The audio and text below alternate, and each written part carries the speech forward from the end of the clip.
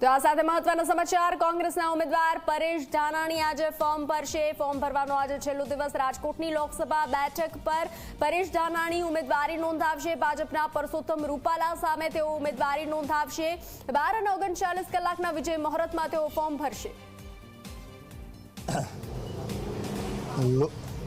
લોકસભાની ચૂંટણીના પડઘમ વાગ્યા છે ને લોકશાહી ખુદ ખતરામાં છે ત્યારે જગતની રચના કરનાર પરમ પિતાએ જગતના સૌ લોકોના કલ્યાણ માટે, એની સુખ સુવિધા અને સમૃદ્ધિ માટે, જીવન પથને સમૃદ્ધ બનાવવા જેમને જવાબદારી સોંપી હતી એવા વિશ્વકર્મા દેવના ચરણોમાં વંદન કર્યા છે। પ્રભુને પ્રાર્થના કરી છે કે હે પ્રભુ, આજ રાજકોટમાં, ગુજરાતમાં, દેશમાં જે લોકો પરસેવો પાડવો છે, કામ કરી અને ઘર પરિવારને ઈમાનનો રોટલો ખવડાવવો છે, આવા કેટલાય લોકોની ઘરે 2 ટાઈમ ચૂલો કેમ સળગશે એ સમસ્યા સતાવી રહી છે।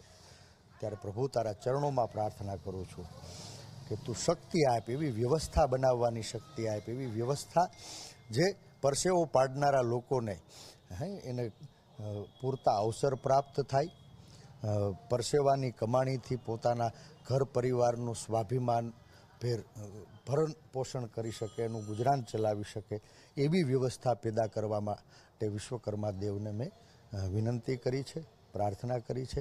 આજ રાષ્ટ્રપિતા મહાત્મા ગાંધી, જેણે આ દેશના લોકોને આઝાદી અપાવવા માટે સત્ય અને અહિંસાના પંથે, સમાનતા અને સદભાવનાના પાયા ઉપર આ દેશને વિવિધતાની અંદર એકતાના ગુલદસ્તામાં ગૂંથવાનું કામ કર્યું હતું, ત્યારે પરમપિતા